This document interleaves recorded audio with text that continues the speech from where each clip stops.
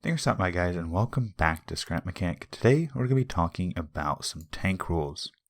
So, with the recent update, tanking has changed quite significantly, and as a result, we are messing with some of the rules to experiment a bit and hopefully make the experience a bit more enjoyable for everyone.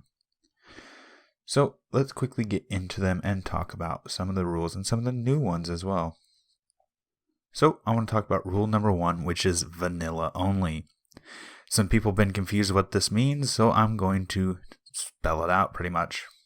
If you can do it in the game, vanilla, it's allowed, so long as it is the current version. There are some exploits from older versions which are no longer allowed. So what that means is no mods, no file editing, no third-party software, no blueprint edits. If you can do it in game, like a glitch weld or a suspension glitch or anything like that, it's allowed. Rule number 2 has changed quite a bit. Originally, it was projectile weapons only. However, this rule has expanded to include a few different other weapon types. So right now, projectile weapons, mines, traps, snares, things like that are allowed. What's not allowed are RC drones, remote-controlled turrets, and things like ramming weapons. Now, torpedoes and guided missiles are alright. However, if it can stay on the map for a significant period of time, it's not really allowed. If its intent is to just go towards the enemy with a little bit of control and hit them, that's one thing. And some people have been confused by ramming. Well, if you can't ram with a tank, you can't ram with a torpedo. Well, here's the rule with that. If it lags the game to an unplayable extent, it's not allowed. So if your main vehicle is a ramming vehicle, it's not allowed. If it's a small little torpedo or missile, that's fine. Rule number 3, you're not allowed to spawn an item on a lift during battle. You can, however, use your lift at any time to unflip your vehicle. However, while you are on a lift, you are not safe. They can shoot you just fine. Rule number 4 is during battles, you are not allowed to place blocks unless it is necessary for reloading. So things like cardboard, wires, explosives, and with thrusters and things, you're allowed to place thrusters, logic, and things like that.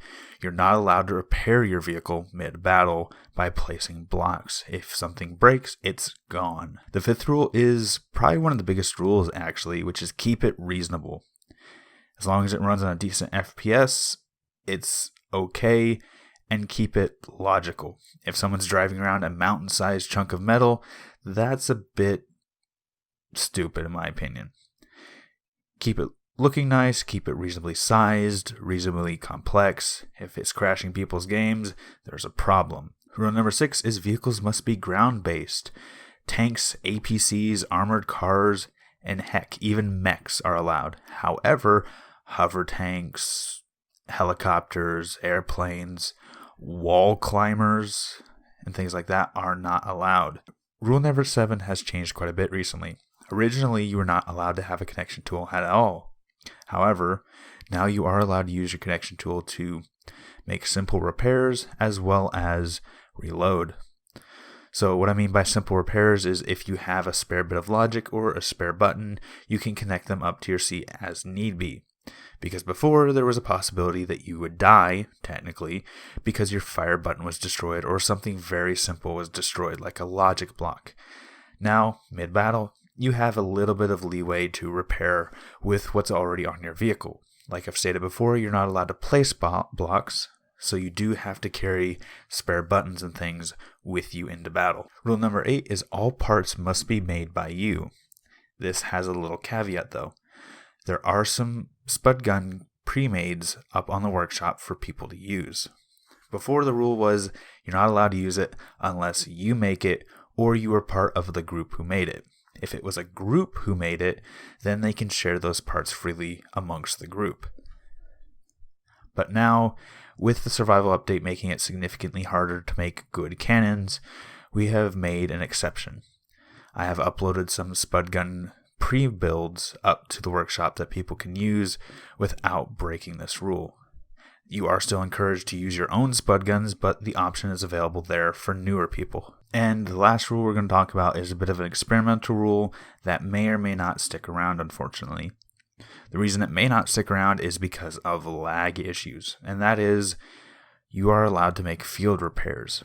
So what that means is any parts that are on your vehicle you can cut off and reattach with a weld tool.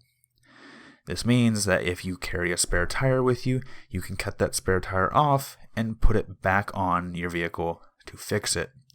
This, paired with the connection tool rule that we mentioned earlier, can allow you to rewire missing parts significantly well. There are some issues with this rule that may have to be worked out in battle, but right now, if you carry it on your tank, you are allowed to use it. You are not allowed to drop off a repair station, and trailers are questionable. So long as they stay attached to the tank at all times, they should be fine. So things like spare wheels, spare buttons, spare spud guns if you need it, spare armor may even be a possibility, so long as it's within reason. So to give you a bit of an idea of what these future tanks may look like, this is the Minotaur 3A, which is equipped with some of these changes, including spare parts like the spare tire, spare buttons inside the turret and on the bustle rack, spare engines inside the front hull as well as those that are in the rear hull, and a mine deployer which is attached to the rear of the vehicle that can throw a few mines out in the ground and just cause a basic distraction. So hopefully setting these rules out in stone can really help a lot of new people get interested in tanking and join the group, as well as having these new community available spud guns can help them out making some of their first tanks until they can learn some of the more complex methods we use to build our tanks. So without any further ado, I'm going to go ahead and end this episode here. If you guys did enjoy, please leave a like. If you have any suggestions, leave in the comments down below. Enjoy the channel, enjoy what I'm doing, please subscribe, it helps out a lot. And right now, shares help the channel most, so if you do help the channel, please share this episode with a friend.